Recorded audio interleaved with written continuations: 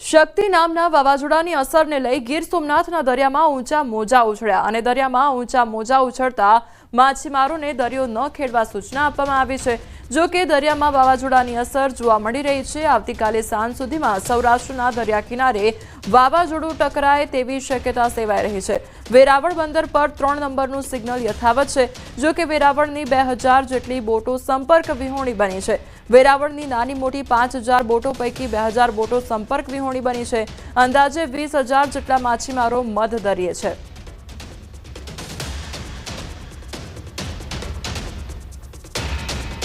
अरबी समुद्र अंदर सर्जायेलू शक्ति नामनु वावाझोडुं हाल दरियानी अंदर भारे स्वरूप से धारण करी चूक्युं छे। धीरे धीरे ओमान तरफ से आगळ वधी रह्युं छे, परंतु हवामान निष्णातोना मानवा मुजब आ वावाझोडुं छे ते सौराष्ट्रना दरिया किनारा तरफ आवतीकाल सांज सुधीमां टकराववानी संभावनाओ छे ते व्यक्त कराई रही है। त्यारे हाल जोई शकाय छे जे प्रमाणे आ अरबी समुद्र छे अने अरबी समुद्र गीर सोमनाथ जिल्लाना अरबी समुद्रनी अंदर करंट छे ते जोवा मळी रह्यो छे। जो के वावाझोडुं भले ओमान तरफ जई रह्युं छे, परंतु तेमनी असर छे ते धीरे धीरे गीर सोमनाथना दरिया किनारा उपर जोवा मळी रही छे अने तेमना भागरूपे जे माछीमारो छे तेओने दरियो न खेडवा माटे पण सूचनाओ आपवामां आवी छे। जो के छेल्ला केटलाक दिवसोथी दरियानी अंदर माछीमारी करता माछीमारो छे तेओने टोकन छे ते आपवा माटे बंध कराया छे, परंतु जे माछीमारो माछीमारी करवा माटे गया हता तेओने पण हाल अलग अलग दरिया किनारा उपर तेओनी बोट छे ते परत बोलाववामां आवी रही छे अने वेरावळना दरिया किनारा उपर 3 नंबरनुं सिग्नल छे ते यथावत राखवामां आव्युं छे। तो जोवुं रह्युं के आगामी समयनी अंदर आ वावाझोडुं छे ते सौराष्ट्રના क्या दरिया किनारा उपर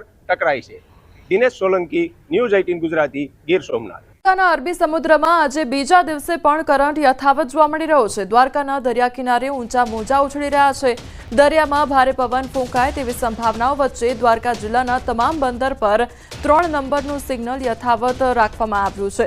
તો દ્વારકામાં સતત બીજા દિવસે પણ દરિયામાં ભારે કરંટ જોવા મળી રહ્યો છે અને તેના કારણે ઊંચા મોજા ઉછળી રહ્યા છે। તો લોકોને સતત એલર્ટ કરવામાં આવી રહ્યા છે। બીજી તરફ માછીમારોને દરિયો ન ખેડવા માટે સૂચના આપવામાં આવી છે। તમામ બંદર પર 3 નંબરનું સિગ્નલ યથાવત છે।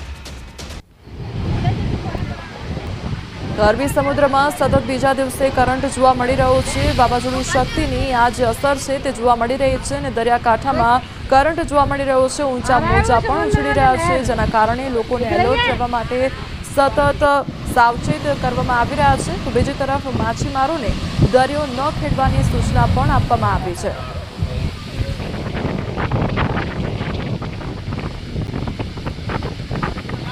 તો વાવાઝોડું શક્તિ કે જેની અસર ગુજરાત પર મહદઅંશે ધીમી થતી નજરે પડી રહી છે।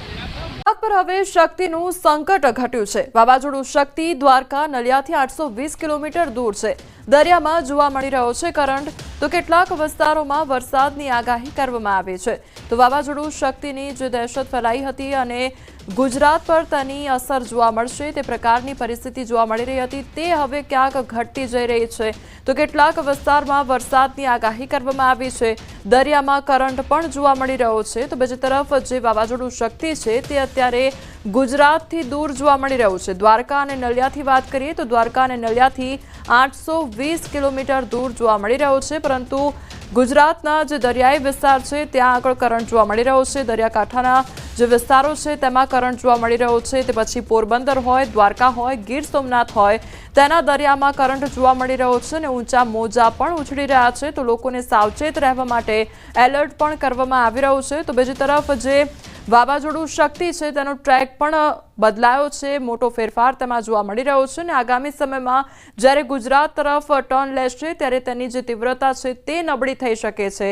આ તમામ તસવીરો સામે આવી છે કે જ્યાં એક તરફ દરિયામાં કરંટ જોવા મળી રહ્યો છે, ઊંચા મોજા ઉછળી રહ્યા છે, માછીમારોને દરિયો ન ખેડવાની જે સૂચના છે તે પણ આપવામાં આવી છે। બીજી તરફ જે વાવાઝોડું શક્તિ છે તેની અસર થોડી ઘણી મહદઅંશે ગુજરાત પર જોવા મળી રહી છે અને ધીમી ધારે વરસાદ ક્યાંક જોવા મળી રહ્યો છે।